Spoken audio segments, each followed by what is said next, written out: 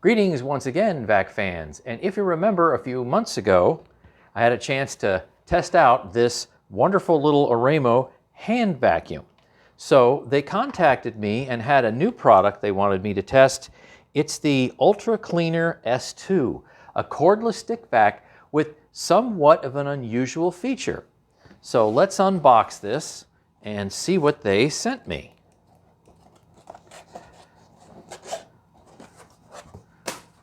Okay, this is in the box where I think it's going to be better if I take it out this way.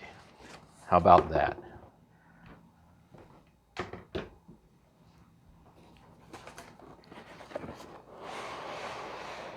Yep, much better to remove it this way.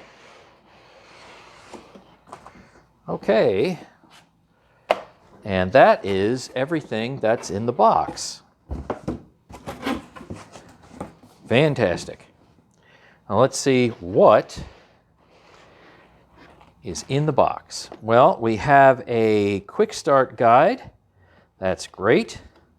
A lot of people I know don't bother to read the manuals at all. Sometimes they'll take a look at a quick start guide because it's a lot quicker, so that's great.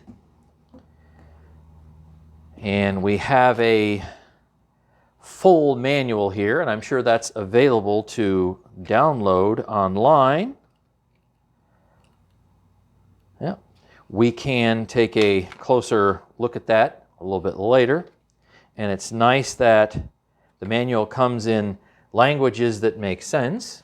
I recently reviewed a product that didn't have an English language manual.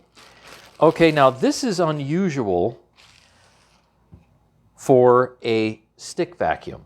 I see a nozzle like this for larger full-size vacuums, and that looks pretty nifty to get like, a larger spread of dirt.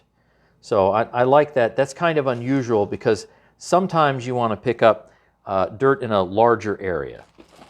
And this is the feature that I was most interested in. So here is a wand, but as you kind of already saw, this splits. So guess what you can do with that? You'll definitely see a lot of use of this action in upcoming videos, to be sure. That is really great for people who maybe have difficulty bending down, or just to, extra ease of use. But that is great. You know what? I'm going to leave that bent just to remind myself what that is. I saw that feature and I said, you know what? I definitely have to review that. Okay, here is a multi-brush combo. And let's see if I push this button. Dusting brush will come forward. We've seen that before. And I pull it back, and you have more of a nozzle crevice tool that's, that's stiff, no bristles. All right, that's fantastic. And then here is a more full-size crevice tool. It has the obligatory suction relief holes on either side. And that does it for this piece. Move that corrugated item. And let's see, what else can we get into here? Ah, the battery. Ooh, and it has printing that I can actually read. Okay, so this is, let's see, 25.9 volts, 2500 milliamp hour battery. That's significant, that's good. And the total rated energy is 67.3 watt hours. It's nice to see good, long-lasting batteries in stick vacuums these days, where they're practical to use without recharging them 2 or 3 times just to get your whole house cleaned. See, this looks like a wall mount that will probably hold the vacuum plus some tools. Yep, that's what that looks like. And I'm guessing that you can Let's see, I can put one in. Didn't get that inserted right. Okay, there's one. And then here's the other one. There. So that can hold the tools. That's great. You have a pretty standard brush roll cleaning tool. So you have bristles right here, and then you also have a hook with a blade in there. So it's got a sharp edge buried deep in there. So this is pretty common these days, but that sure is helpful when you have to pick out a bunch of hair. Let's keep going. All right, here is the power nozzle itself.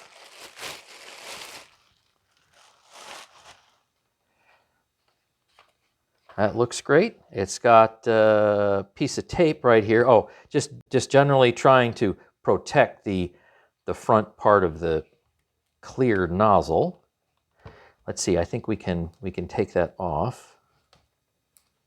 Oop, come on. There we go. That's going to be looking its best now. And if I look at the specifications, it says 25.9 volts. All right, that makes sense. This is a 15-watt power head, and it has alternating brushes. So some are soft right here, and one line of this is stiff. So a helix pattern. And is that locking? It's locking. Okay, that's great. I'm seeing that as a new trend on stick vacuums, and that will really help in temporarily parking the unit. So let's see, we have an extra filter, and we have a charger.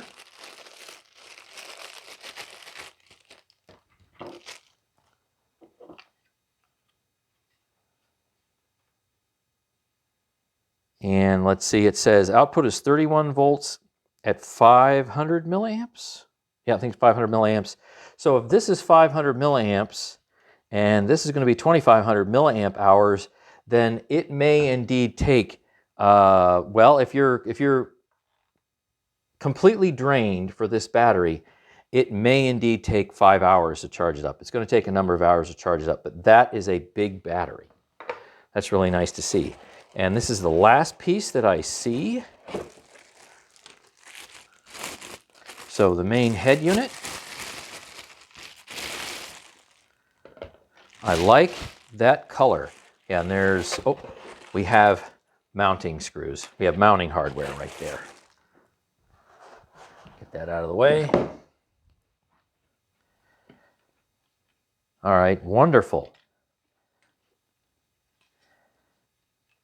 So let's see, does this, so it looks like the exhaust filter, well, number one, it actually exists. There's so many machines that do not have an exhaust filter. And this looks like, I don't see an easy way to get this out of there. I'm assuming that it untwists, and I'm probably just not doing it right. But that might be a single piece that's not meant to move. In any case, it's great to see what looks like a HEPA exhaust filter. And I have a particle meter. If you're new to my channel, we're going to test this. So let's see. All right, that's great to see that. I've got a piece of protective plastic film on the top. Okay. Let's see, what else do we have on here? Well, I can go and insert the battery, and we can see if we have any type of charge. All right, that's pretty typical. It's got a big push there on the back of the battery, so if you want to release it, I imagine you push that and then just pull it straight out. That's wonderful. It also looks like you can charge the battery, I'll be plugging this thing in right here, without having the battery inserted into the unit. So that's becoming a more and more common feature, and that is definitely welcome because not everybody necessarily wants to have to charge the battery while it's in the unit. Okay, so let's see. This looks like a pretty typical type of setup. Obviously, doing this will release the bin. And let's see, does this twist to come out? Not from this way, but I do see something right here. So I see we have a release button right here. I'm going to push that and then twist this sideways. Then I can get the dust cup completely off. And then this will untwist. I think it says twist it this way. Yes. Okay, great. And you see the other premotor filter in here. So you do indeed have 2 filters. All right, so let's take a look. Let's take a close look at everything that we have. Just going to set this up right here. And here is everything that came out of the box. So, you know, the next thing we need to do is put this on the charger, charge it up, and then do some tests. Let's reassemble the S2 and get it charging. The premotor filter has this little tiny up pull tab on it. That's cute. Push that in there snugly. It's got some alignment marks in here. Push and twist. Yeah, okay, that's in. And then we'll put the dust cup back in. There are some alignment marks right up here. And then click, that's in. And let's see what it sounds like and if we have any type of charge. Put this down. All right, here we go. All right.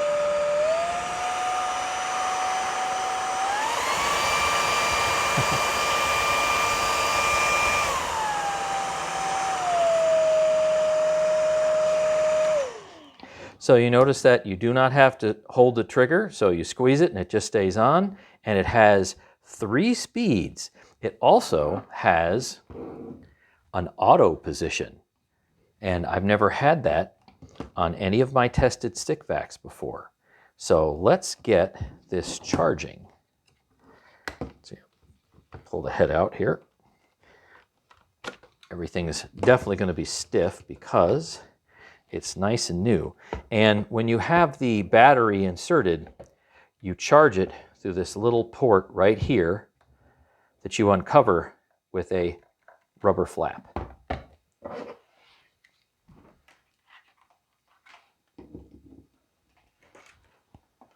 So I can plug that in.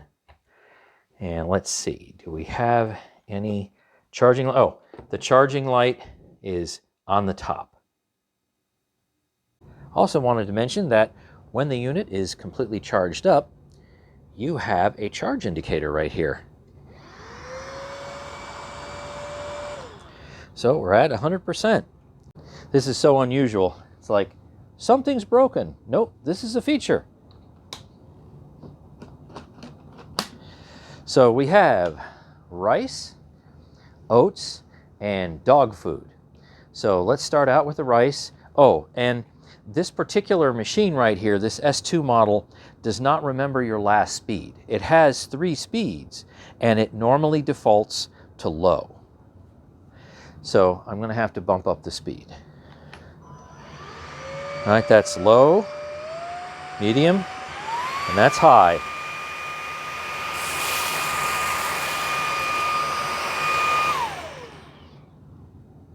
Well, that looks great. I don't see anything at all. And oh, wait a minute, here, okay, here we go. I found some pieces. Just a couple of stragglers. Pretty minor. 3 grains. By the way, on high, the nozzle really does stick to this medium pile carpet.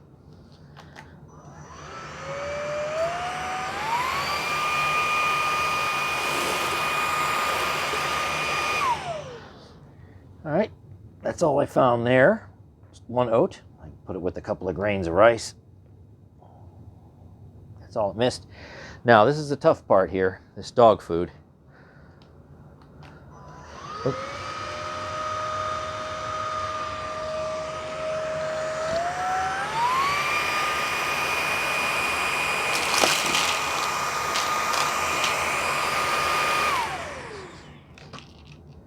All right, seem to get most of it. I don't hear a bunch rattling around in the nozzle itself, and that is a good thing. We have good pickup in here. That's so wild to be able to, crack the wand in half, but that's what you can do, make it smaller. Okay, let's empty it right there. Good for storage. I mean, if you want to store this thing into a really small space, you can do it. That's pretty neat to be able to have that feature. Okay, so let's move over there. And how about we shorten this up, because we can. So we'll set this up like that. And I will just bend the wand because I can. Now we switch from medium pile carpet to a low pile couch cushion.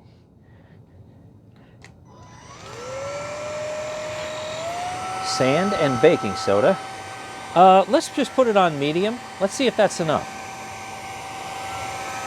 Yep, medium is fine. Okay, sand, that's tougher usually. Yep, we didn't need to go to high. So the pickup on medium was fantastic. So now we need to check out bare floor performance. I'd like to point out that the S2 is indeed standing by itself. So that's kind of neat. On bare floors, it will do that. All right, let's start over here.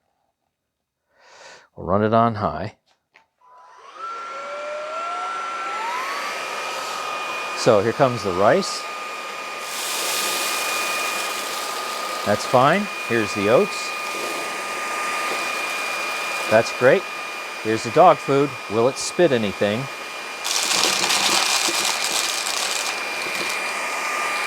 So we snow plowed a little bit right here. But other than that, it got everything else. Okay, last three. Sand, and that's flour and baking soda. Running it on high.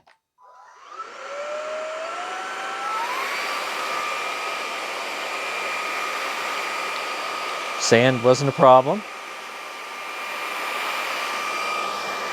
Flour, it just smeared a little bit, not much. So that's pretty good. All right, baking soda. Yeah, almost completely a clean sweep. Let's see, can I get these? Oh, got one. One left. I gotta try this tool out. So I think this is gonna be big enough to pick up large debris. Let's find out. Here's auto mode. Well, let's see what happens. Oh, it's increasing by itself.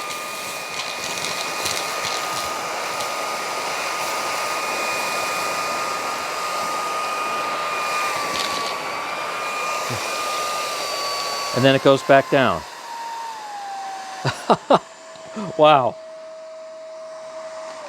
So you saw here that it started on low, realized it needed more power, and then kept ramping up and ramping up and ramping up until it had what it needed to pick literally everything up. And then it ramped itself down again. A couple of maintenance tips and tricks and observations. I noticed that when I went to go empty the large particles out, namely the dog food, they actually came completely out without any issues. And that's because there's a space between this ring here of the cyclonic separator and the inner part of the dustbin that allows large particles to fall out. So when it comes time to actually empty the bin, the large particles come out rather than getting stuck up in there. So that's great. Let's hear it for Oraimo getting that right. And when you need to come to the point where you need to remove a lot of hair from the brush roll or anything else that gets stuck in there, you have this lever, pull it back, this piece comes off, and then the brush roll simply lifts straight out. The end cap does not come off, so you can remove whatever hair you need, and then it should slot right back in. Okay. And then there you go. And it's toolless. So great job, Oraimo. So what a great machine. But stay tuned for more tests. Thanks for watching. Happy vacuuming.